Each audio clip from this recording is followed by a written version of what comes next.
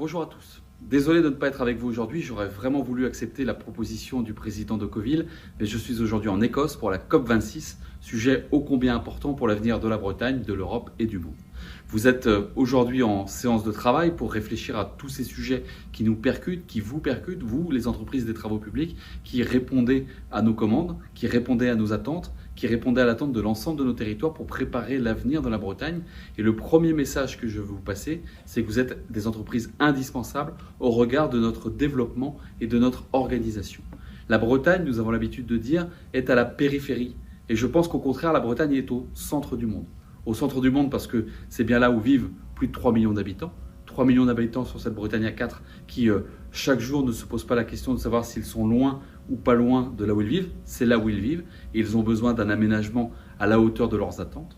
La Bretagne qui doit rester connectée à l'Europe et nous avons encore de grands enjeux sur lesquels nous travaillons, que ce soit sur le fer ou bien entendu sur le maintien de nos réseaux routiers ou sur le sujet de nos aéroports. Et puis enfin, une Bretagne ouverte sur le monde. Et là, c'est nos ports, notamment les ports de Brest, de Saint-Malo, de Lorient, qui sont des ports ô combien indispensables sur notre ouverture au monde et pour répondre encore une fois à nos enjeux de décarbonation de notre économie. Voilà les enjeux sur lesquels vous allez travailler et plein d'autres encore. Désolé de ne pas être à vos côtés, mais je sais que vous relevez, avec l'ensemble des compagnons qui travaillent à vos côtés, avec l'ensemble des entreprises que vous représentez, à ces enjeux de réponse à l'aménagement du territoire tout en assumant la nécessaire décarbonation de notre économie. Je vais peut-être me tourner vers vous en première approche, Alexandre Dupont. Vous êtes le responsable du service infrastructure sécurité transport à la DREAL Bretagne. L'aménagement du territoire, on en est où en Bretagne? Ce qu'il y a, c'est que sur le territoire national, ces 30 dernières années, on était encore dans une dynamique d'aménagement du territoire, de desserte des territoires par les infrastructures, qu'elles soient routières ou ferroviaires. La Bretagne a eu un événement majeur avec la mise en service de la LGV. Aujourd'hui, on est sur une dynamique quand même un petit peu plus descendante sur l'aménagement du territoire. Alors il reste une grande infrastructure quand même en Bretagne qui compte, c'est la desserte du centre-Bretagne par la RN 164. On en est où sur ce sujet? Alors on est en chantier et aujourd'hui on est sur une dynamique de 40 à 50 millions d'euros d'investissement par an. Et cette dynamique va se poursuivre jusqu'en 2028-2029. Ça, c'est pour les infrastructures, j'allais dire, traditionnelles, classiques, celles qu'on connaît bien. Et puis, il y en a des nouvelles qui sont en train d'apparaître à la faveur, justement, des nouvelles orientations. On parle de la loi LOM, par exemple, et de la prise en compte des nouvelles mobilités, c'est comme ça qu'on les appelle. Oui.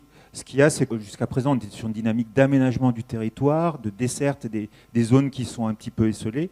Là, aujourd'hui, on est plutôt dans une dynamique d'optimisation des infrastructures existantes. Et aussi, parce qu'il y a une mutation, une transition dans les usages, on a besoin d'adapter les infrastructures à cela. Et donc, sur les infrastructures routières notamment, maintenant, on va voir un partage de la voirie.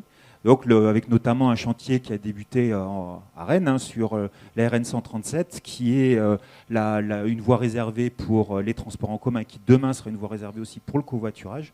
Donc le chantier a débuté au mois de septembre, il devrait être mis en service au printemps. Alors, je me tourne vers votre voisin Philippe Thébault. Vous êtes, je le disais, vice-président en charge des espaces publics et de la voirie à Rennes Métropole. Vous connaissez particulièrement bien tous ces nouveaux usages. C'est parfois un petit peu tendu, d'ailleurs, entre les différents acteurs et utilisateurs de la voirie. Oui, vous avez raison. Parfois, c'est parfois tendu, mais on a aussi le phénomène d'avoir une métropole et un département extrêmement attractif en termes de développement économique. Donc, on a une évolution du déplacement qui vient en même temps. Et on doit, parallèlement à ça, trouver des solutions pour permettre un déplacement plus cohérent qui réponde aux ambitions que nous avons de diminuer les gaz à effet de serre sur l'ensemble de la métropole entre autres, mais sur le département de moins 38%. Donc on a un énorme travail à faire. C'est maintenant, évidemment, que ça se joue. C'est maintenant, absolument.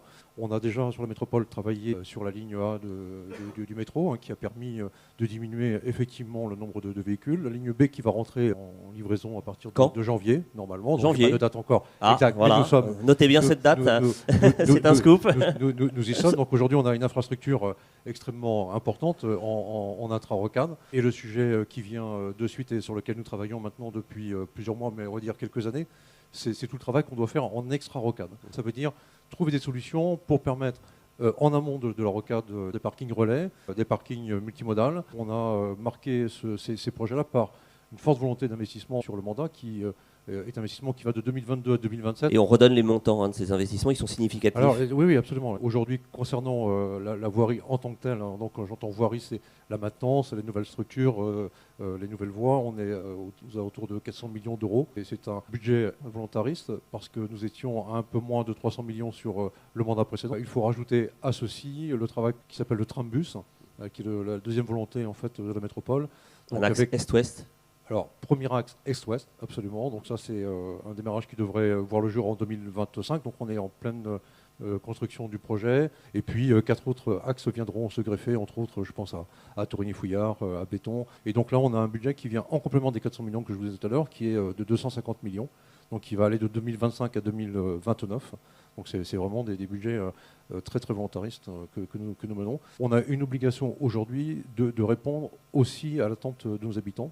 Donc ça passe aussi par le déplacement piéton, donc avec un gros travail de voirie et de maintenance que nous devons mener, mais aussi en termes de déplacement vélo, où on va réaliser 105 km de réseau vélo express. Sur ce sujet-là, c'est effectivement une quinzaine de pistes qui vont être créées avec une volonté et un objectif, une livraison à début 2024. On regarde à la maille départementale avec Jean-Luc Chenu. Le département d'Ille-et-Vilaine est constitué de communes rurales, urbaines, périurbaines. Évidemment, les modes de déplacement ne sont pas les mêmes partout. Il y a des initiatives d'entretien aussi importantes du réseau.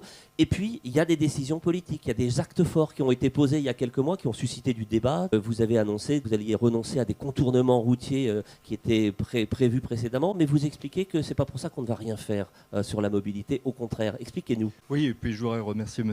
Coville d'avoir pris ce temps d'échange parce que je pense que c'est ensemble que nous allons dégager les solutions.